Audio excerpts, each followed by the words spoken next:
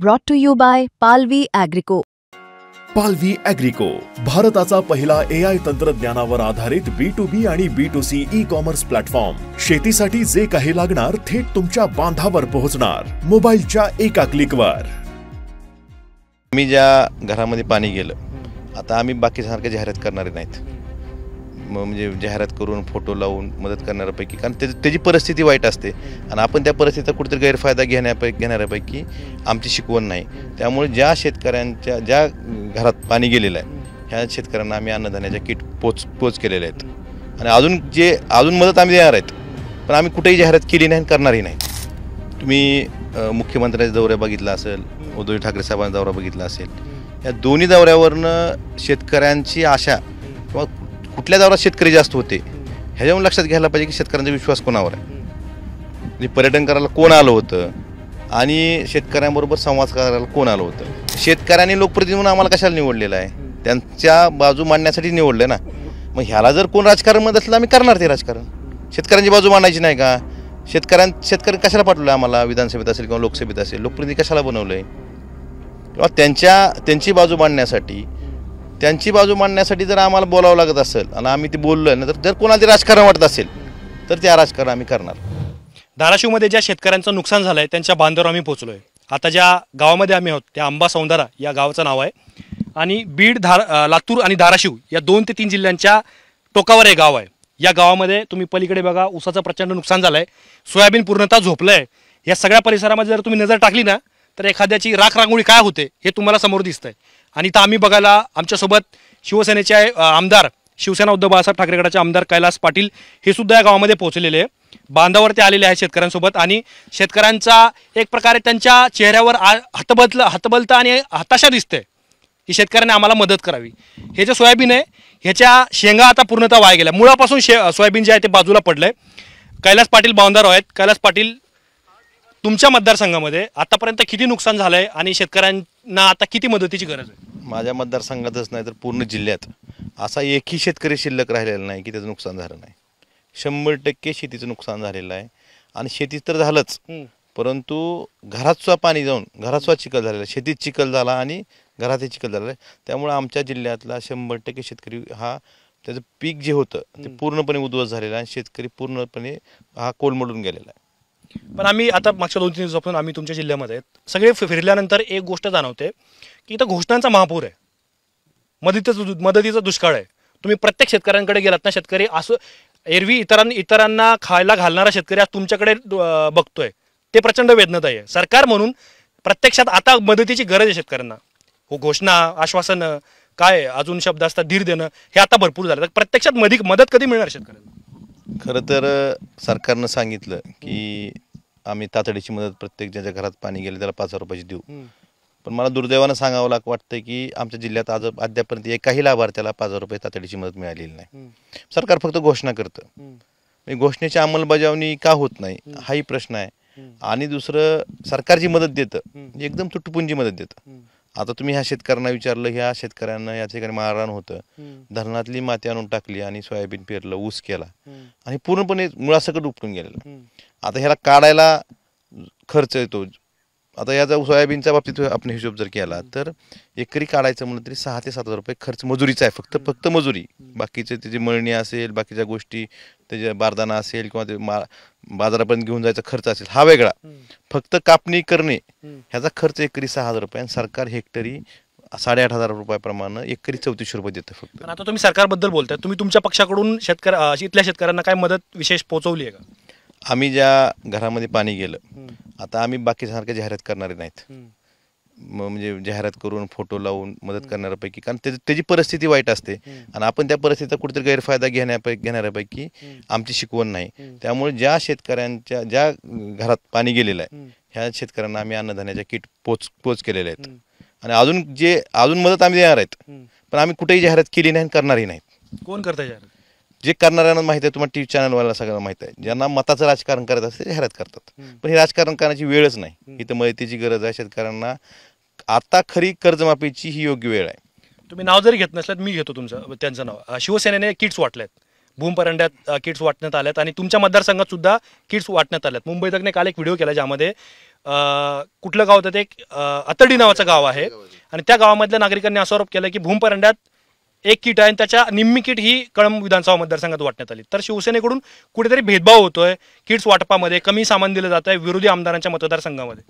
मला त्यांनी काय केलं, निम्मे दिलं का अर्ध दिलं ते माहीत नाही, परंतु तुम्ही ज्या गावात काल गेला होता त्याच लाभार्थ्यांना ज्यांच्या घरात पाणी गेलं होतं त्यांना आम्ही पण म्हणजे आमच्या शिवसेनेनं आम्ही पण किट दिल्या, पण आम्ही त्याची कुठे जाहिरात केली नाही किंवा फोटोबाजी केली नाही. तुम्हाला त्यांनी सांगितलं पण असेल आम्ही जाहिरात करणार, पण त्यांनी काय करायचं हा त्यांचा प्रश्न आहे.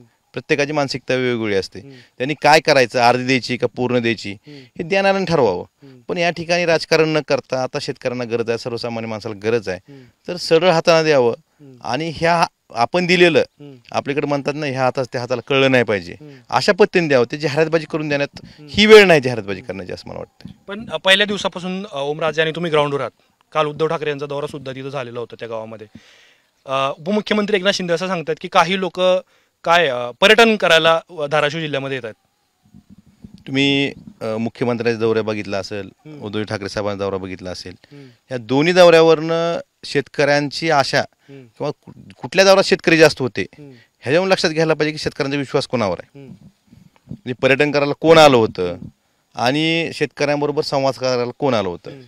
तुम्ही त्यांचे जे मुख्यमंत्र्यांचा दौरा झाला त्यात एक शेतकरी मुख्यमंत्र्यांना विचारत होता की बाबा किती मदत देणार, हेक्टर किती देणार, तर त्याला मुख्यमंत्री म्हणले की तू राजकारण करू नको. मग शेतकऱ्यांनी विचारणं किती हेक्टर मदत देणार हे राजकारण झालं का. मग ह्यात तुम्ही पर्यटन करायला कोण आलं होतं किंवा मग त्यात घोषणा करणं किंवा अंमलबजावणी हे सरकारमध्ये लोक आहेत, ह्यांनी ठरवलं तर काही होऊ शकतं, रात्रीतून सरकार बदलू शकतं. मग शेतकऱ्यांना मदत देताना ह्यांना अडचण काय येते. आणि मला एक सांगायचं आहे की तुम्ही अटी निकष ह्या सगळ्या पंचनामे ह्या भानगडीत जिओ टॅगचे फोटो ह्या सगळ्या लावता. ज्यावेळेस तुम्हाला मतदानाची गरज असते, मतदानाच्या गरजेवेळेस तुम्हाला आठवत असेल की मागची लोकसभा निवडणूक झाली, त्यात महाविकास आघाडी जास्त खासदार निवडून आले. महायुतीच्या लोकांना वाटलं की आपली खुर्ची आता जाते काय की, म्हणून ह्यांनी लाडकी बहीण योजना आणली. लाडकी बहीण योजना आणली त्यावेळेस त्यांनी अटी निकष लावले का. अशा किती अपात्र म्हणजे महिलांच्या नावावर पुरुषांनी पैसे उचलले, सरकारी कर्मचाऱ्यांनी पैसे उचलले. त्यावेळेस क्रायटेरिया लावला नाही, निकष लावला नाही, पंचनामा KYC काय केलं नाही. त्यावेळेस त्यांना मतदान पाहिजे, ॲडव्हान्समध्ये 2-2 हप्ते टाकले. ग्राउंडवर आल्यानंतर असं का दिसतंय की शेतकऱ्यांना काय शेतकऱ्यांचे दौरे होत आहेत, पाहणी दौरा होतोय, त्यांना मदतीची चर्चा सोडून इथे शिवसेना विरुद्ध शिवसेना किंवा भाजप विरुद्ध काँग्रेस असं राजकारण का पेटत. लोक राजकीय नेते इकडून एकमेकावर आरोप प्रत्यारोप का करतात की मी एवढी मदत केली, आम्ही असं करतोय, आम्ही तसं करतोय. इथं मदतीचा विषय मदतीचाच आहे. आणि आम्ही शेतकऱ्यांच्या बाजूने म्हणलं तर त्याला कोण राजकारण म्हणत असेल तर ते आम्ही राजकारण करणार. मग आम्ही बोलायचं नाही का. शेतकऱ्यांना पंजाब सरकार जर 50,000 हेक्टरी मदत देऊ शकत असेल तर आम्ही म्हणायचं नाही का महाराष्ट्राने 50,000 मदत द्यावी.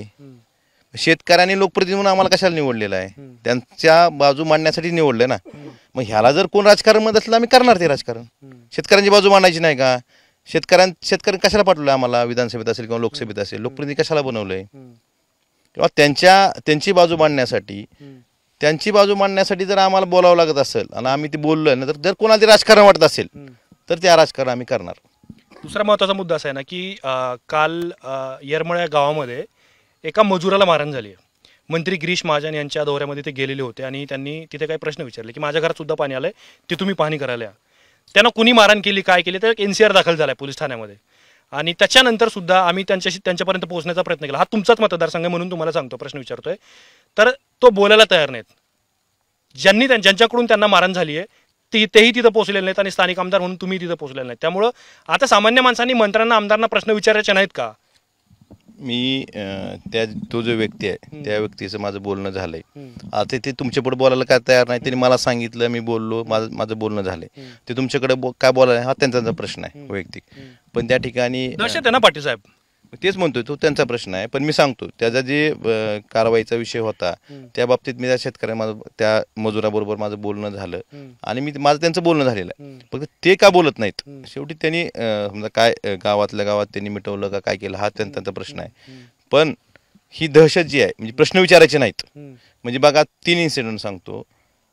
मुंबई उजनीमध्ये मुख्यमंत्री मधात राजकारण करू नको, येरमाळ्यामध्ये त्या मजुराला मारहाण होते, तिकडं उपमुख्यमंत्री म्हणतात की मी काय पैसे असतो नाही नाही नाही मी काय गोट्या खेळायला गोट्या खेळायला आलो का, मी 6 पासून फिरतोय. हे जे 3 इन्सिडेंट बघितले, 3 ज्या गोष्टी बघितल्या ह्या सरकारला कुणीही प्रश्न विचारायचा नाही. पण त्या व्यक्तीला मारहाण झाली ना, त्याच्यामध्ये भाजप आमदार राणा पाटील यांचे काही समर्थक होते असा आरोप केला जातो आणि त्याची चर्चा सुद्धा आहे. अर्थात लोक कॅमेऱ्यासमोर बोलत नसले तरी सुद्धा खासगीत अनेक गोष्टी सांगतात. तेच सांगतो, 3 इन्सिडेंट सांगितलं तुम्हाला. या 3 ठिकाणी ह्या सत्ताधारी पक्षाच्या लोकांकडूनच दडपशाही होते. त्यांचं म्हणणं आहे की शेतकऱ्यांनी बोलायचं नाही, कुणीच काही बोलायचं नाही, यांनी यायचं, फोटो काढायचे आणि जायचे. ही जी दडपशाही, ही हुकुमशाहीकडे आपण जे म्हणतो आपल्या देशाची वाटचाल आहे, ही त्याची उदाहरणं आहेत. त्या कारवाईची मागणी करणार का ज्यांनी त्यांना 100% कारवाईची मागणी करणार. आणि त्या सांगतो तुम्हाला, त्याच मजुरावर त्याने गोंधळ घातला म्हणून गुन्हा दाखल होत होता. तो मी त्यालाच मारहाण केली आणि त्याच्यावर गुन्हा दाखल करायचा प्रयत्न त्या ठिकाणी होत होता. मी त्यात हस्तक्षेप केला आणि त्याला तसं त्या करण्यापासून त्याला करू दिलं नाही मी पोलिसांना. तसं म्हणजे ही पद्धत आहे त्यांची. ही हुकुमशाही आपल्या देशात आपण म्हणतो आली, येणार आहे. ही 3 उदाहरणं दिसून येतात ह्यातून. हे 3 उजनीचं, येरमाळ्याचं आणि उपमुख्यमंत्र्यांचं ज्या गोट्या खेळायचा विषय झाला त्या बोलले. म्हणजे एखादा शेतकरी कर्जमाफीची विचार त्याला सांगितलं पाहिजे किंवा आपली परिस्थिती म्हणजे आपण करू किंवा काय आश्वासन दिलं पाहिजे ना. आशेनं बोलतो शेतकरी, त्याचं कामच आहे ना बोलणं. धाराशिव आणि सोलापूर जिल्हा अजून एक दाहक वास्तवाला सामोरं जातोय. 4 शेतकऱ्यांनी आत्महत्या केल्यात. काल आम्ही मुंबईत एक स्टोरी केली आहे. शरद गंभीर नावाच्या शेतकऱ्याने आत्महत्या केली. त्यांच्या घरी सुद्धा आम्ही गेलेलो होतो. म्हणजे कुण्याही सुजान माणसाला च्या काळजाला घाम फोडेल किंवा काळी पिळवटून टाकेल अशा प्रकारची ती स्टोरी आहे. त्यामुळे शेतकऱ्यांनी आत्महत्या करू नये. आत्महत्या हा उद्धव ठाकरेंनी सुद्धा काल या प्रकरणाचा उल्लेख केलेला होता. तुम्ही शेतकऱ्यांना काय आवाहन कराल की काय मदतीचं त्यांना ठोस काहीतरी हवं आहे की ते शेतकरी टोकाचं पाऊल उचलणार नाही? मला आपल्या माध्यमातून शेतकऱ्यांना एवढंच आवाहन करायचं आहे की आमच्या जिल्ह्यानं 72चा दुष्काळ बघितलाय, 93चा भूकंप बघितलाय आणि आता मागच्या काही वर्षापूर्वीचा परत दुष्काळ बघितलाय. त्यातून सुद्धा आमचा शेतकरी सावरला, लढला आणि परत उभा राहिला. आपणही तसंच उभा राहू, सावरू. आपण सगळे मिळून प्रयत्न करू. परंतु आत्महत्येसारखा दुर्दैवी निर्णय कुठल्या शेतकऱ्यांनी घेऊ नये. कारण आपण आत्महत्या केली तर आपले जे कुटुंब असतं, आपली लेकरं बाळं असतात, आई वडील असतात, आपली पत्नी असते, हे पूर्ण कुटुंब हे उघड्यावर पडतं. त्यामुळे अशा वेळेस आपण आत्महत्येसारखा दुर्दैवी निर्णय कुणीच घेऊ नये ही माझी विनंती आपल्या माध्यमातून तमाम शेतकऱ्यांना आहे. आपण ह्यातून संघर्ष करू. आम्ही तुमच्यासाठी लढण्यासाठी तयार आहोत. मदत जेवढी जास्तीत जास्त मिळून जातील तेवढी देऊ आपण. पण प्रश्न सुटतात, पण त्याला थोडं धैर्यानं सामोरं गेलं पाहिजे. आणि आपला इतिहास आहे, आपण ज्याही भूकंप असेल, 72 दुष्काळ असेल किंवा ज्या नैसर्गिक आपत्ती आल्या ह्याला आपण धैर्यानं पुढे गेलेलो, सामोरं गेलेलो आहे आणि त्यातून मार्ग काढलेला आहे. या आत्महत्याग्रस्त शेतकऱ्यांना शिवसेना पक्षाकडून काही मदत दिली जाणार आहे का? आम्ही निश्चितच त्या आत्महत्याग्रस्त शेतकऱ्यांच्या कुटुंबांना सुद्धा मदत करू. त्यांची जी पाल्यांची शिक्षणाची व्यवस्था ह्यासाठी काय जी मदत करता येईल त्यांच्या शिक्षणाच्या पुढच्या आयुष्यासाठी ही निश्चितच आम्ही मदत करू. परंतु आमचं परत एकदा म्हणणं आहे की आमची कळकळीची विनंती आहे की सरकार किती जरी दुर्लक्ष करत असलं, काही जरी असलं तरी आत्महत्येसारखा निर्णय कुणीही घेऊ नये. कारण एका जीवाची किंमत ही कुठंच मोजता येत नाही. त्यामुळं आत्महत्येचा दुर्दैवी निर्णय कुठल्याही शेतकऱ्यांनी घेऊ नये एवढीच विनंती माझी काल उद्धवजी ठाकरे साहेबांनी केली, मीही करतो आणि सगळ्यांचीच तीच म्हणणं आहे किंवा आत्महत्येसारखा निर्णय घेऊ नका. आपण ह्यातून निश्चित लढून मार्ग काढू. अजून एक पर्याय चर्चेला जातो या सगळ्या प्रकरणामध्ये की जर आता मदत द्यायची पण शेतकऱ्यांना कर्जमाफी सुद्धा दिली पाहिजे. महायुती सरकारने त्यांच्या जाहीरनाम्यामध्ये आश्वासन दिलेलं होतं असं सांगितलं होतं विरोधकांकडून. पण कर्जमाफी हा पर्याय आहे का सध्याच्या घडीला या नुकसानग्रस्त भागांमध्ये? तुम्ही मगाशी म्हणालात की राजकारण केलं जातं, तुम्ही हाच प्रश्न विचारला, मग परत राजकारणाचा विषय आला. आता म्हणलं जातं नाही तर महायुतीच्या सरकारमध्ये त्यांच्या जाहीरनाम्यात आम्ही 7/12 कोरा करू ही 3 वेळा म्हणलेलं व्हिडिओ पण आहेत. म्हणजे माझ्याकडे राजकारण कधी असतं बघा पाटील साहेब. उद्धव ठाकरेंनी सांगितलं की सरकार काय निकष वेगळेच निकष लावतं, वेगवेगळ्या प्रकारचे शेतकऱ्यांना गंडवण्यात येतं. तिकडे एकनाथ शिंदे म्हणतात की हे काय टुरिझम सुरू आहे, मुख्यमंत्री वेगळंच काहीतरी सांगतात, सकाळी संजय राऊत वेगळं काहीतरी सांगतात. त्यामुळं आम्ही म्हणत नाही राजकारण सुरू आहे, हे राजकारण दिसतंय म्हणून आम्ही म्हणतोय. मी काय म्हणतोय की राजकारणाच्या बाबतीत त्यांचे तुम्ही जे म्हणला की असं सांगितलं जातं की त्यांनी आश्वासन दिलं होतं. आता इथे सगळे शेतकरी आहेत, सगळ्यांना विचारा आश्वासन सांगितलं जातं का खरं होतं आश्वासन? आता हे तर जाहीरनाम्यातच होतं, जाहीरनाम्यातच होतं आणि त्याचे व्हिडिओ आहेत. मग त्यानंतर विधानसभा निवडणूक झाल्यानंतर विधानसभेत आम्ही बोललो, आमचे सहकारी बोलले, त्यानंतर मुख्यमंत्र्यांनी सांगितलं की योग्य वेळ आल्यावर करू. मग ही योग्य वेळ नाही का? कर्जमाफीची. हे बघा एवढं नुकसान झालंय, तुम्ही ह्या शेतकऱ्यांचं आता मायानंद त्यांनाही बोला की लाखो रुपये नुकसान झालंय. ह्यांच्या 8,500 काहीच होणार नाही, किंवा जमीन खडून गेली तरी लाखो रुपये नुकसान झाले. ह्या मदतीनं काहीच होणार नाही. कर्जमाफीनं सुद्धा पूर्ण बाहेर निघू शकत नाही. परंतु जर कर्जमाफी केली तर तो कसा तरी सावरेल. एकतर काय झालंय, बँकांच्या नोटीस आल्यात, थकबाकी शेतकरी का गेला की सरकारनं सांगितलं की आम्ही तुमची कर्जमाफी करू. मग एवढं पाचशे बहुमत मिळालं. बहुमत मिळालं तर कुणालाही वाटणं साहजिक आहे की आपल्याला कर्जमाफी मिळेल, आता यांनी आश्वासनाची पूर्तता करतील. मग त्यावेळेस त्यांना, आजपर्यंत इतिहास असा आहे की जे थकबाकीदार शेतकरी आहेत त्यांनाच कर्जमाफीचा लाभ मिळतो. त्यामुळे शेतकऱ्यांनी म्हणले आपण थकबाकीतच राहिलेलं बरं. थकबाकीत राहिले कोणामुळे? या सरकारच्या खोट्या आश्वासनामुळे. आणि थकबाकीत राहिल्यामुळे परत बँका नोटीस पाठवतात वसुलीच्या, आणि शेतकरी थकबाकीत गेल्यामुळं बँका नोटीस पाठवल्यात. 0% व्याजदर 12% वसुली चालू झाली, आणि मुख्यमंत्री सांगतात की योग्य वेळ आल्यावर करू. मग आम्हाला तुमच्या माध्यमातून किंवा आम्ही दरवेळी बोलतो की ही योग्य वेळ नाही का? यापेक्षा वाईट वेळ कुठली असू शकते? तुम्हाला NDRF SDRFच्या काही नियम अडचणीचे असतील, परंतु तुम्ही कर्जमाफी जर केली, तुमची जी घोषणा म्हणजे आश्वासन दिलेलं आहे, ही काय पुढची निवडणूक आल्यावरच करणार का तुम्ही? मग ह्याला निवडणूक असते विधानसभेची 4 महिन्यावर, तर निश्चितच कर्जमाफी झाली असती. मग आपण निसर्गाला म्हणायचं का नाही तुम्ही आमच्या कोपायचं असलं निवडणुकीच तोंडावरच कोपा आमच्यावर? असं नाही ना. आता शेतकऱ्यांना गरज आहे, आणि ही योग्य वेळ आहे का नाही हे मुख्यमंत्र्यांनी सांगावं. ह्यापेक्षा वाईट वेळ कुठली शेतकऱ्याला आली नव्हती. आणि NDRF SDRFचे निकष असतील. आपण ह्या शेतात आहेत, आपण बघतो सोलर पंप आहे, या ठिकाणी ऊसातलं ठिबक सिंचन वाहून गेलेलं आहे, स्प्रिंकलरचे तुषार सिंचनचे पाईप वाहून गेले आहेत. बऱ्याच शेतकऱ्यांचा चारा असतो जनावरांचा, मुरघास असेल, कडब्याच्या गंजी वाहून गेलेल्या आहेत. ह्याचा कुठेही उल्लेख नाही. ह्या सर्व गोष्टीचा समावेश यामध्ये केला पाहिजे. विहिरी सगळ्या ढासळून गेलेल्या आहेत. ह्या कुठेही या मदतीच्या निकषामध्ये हे निकष नाहीत. ह्या सुद्धा समावेश केला पाहिजे. आणि जसं सांगली कोल्हापूरला मदत केली तुम्ही, जशी पंजाब सरकार पंजाबमधल्या शेतकऱ्यांना करतंय, त्याच पद्धतीची मदत महाराष्ट्रातल्या सरकारला करणं काय अवघड आहे? हा प्रश्न माझ्यासहित सगळ्यांना पडलेला आहे. 2 महत्त्वाचे मुद्दे आहेत. पूर आल्यानंतर ओमराजे आणि कैलास पाटील हे पहिल्या दिवसांपासून ग्राउंडवर होते. मी हे का सांगतोय, मी ज्यावेळेस त्या पलीकडच्या गावातून या गावात आलो, आंबा सौंदाना, 2 ते 2.5 किलोमीटरचा रस्ता पूर्णतः चिखलाने माखलाय. माझी गाडी इथपर्यंत आली नाही, मला ट्रॅक्टरने यावं लागलं. त्यामुळं हे असताना सुद्धा हे गाव पूर्णतः आयसोलेटेड आहे. रस्ता इथे चांगला नाही, तिथे सुद्धा कैलास पाटील पोहोचलेत. हे आता पोहोचलेले नाहीत, तर मागच्या 7-8 दिवसांपासून ते सतत ग्राउंडवर आहे. त्यामुळं लोक सुद्धा त्यांच्यासोबत आहे. ज्यावेळेस मी पोहोचलो त्यावेळेस त्या घरावरती ते बसलेले होते आणि ते शेतकऱ्यांसोबत चर्चा करत होते. दुसरा महत्त्वाचा मुद्दा काल उद्धव ठाकरे यांनी सुद्धा त्यांच्या प्रेसमध्ये मांडला की शेतकऱ्यांना बँका हे नोटिसा पाठवत आहेत, तर त्या नोटिसाच्या बद्दल सरकार निर्णय घेणार का? कारण शरद गंभीर ज्या शेतकऱ्यांनी आत्महत्या केली, त्यांच्या घरी गेल्यानंतर सुद्धा त्यांना 15-15 मिनिटाला सावकाराचे आणि बँकांचे फोन येत होते, असे त्यांचे कुटुंबीय सांगतात. त्यामुळं हा मुद्दा अत्यंत गंभीर आहे. पण तरी सुद्धा कैलास पाटील यांच्या बोलण्यातून जाणवत आहे की ते शेतकऱ्यांच्या प्रश्नांबद्दल गंभीर असले तरी सुद्धा ते विरोधी आमदार आहेत. त्यामुळे त्यांना सुद्धा अनेक बाबतीत मर्यादा येतात, ते दिसतंय त्यांच्या बोलण्यातून किंवा त्यांच्या देहबोलीतून. पण तरी सुद्धा सरकारला या बाबतीत निर्णय घ्यावा लागेल. प्रत्यक्ष मदत कधी, या प्रश्नाचं उत्तर अजून तरी ग्राउंडवरती मिळालेलं नाहीये. धीर देतात का दिला जातोय? ग्राउंडवरती नेते येत आहेत, विरोधी येत आहेत, सत्ताधारी सुद्धा येत आहेत, पण मदतीचं काय, या प्रश्नाचं उत्तर अजूनही मिळालेलं नाहीये. त्यामुळं सरकार आगामी काळात कुठला निर्णय घेणार हे पाहणं महत्त्वाचं ठरणार आहे. कॅमेरामॅन गोपाळ सोबत मी आतिक, धाराशिव.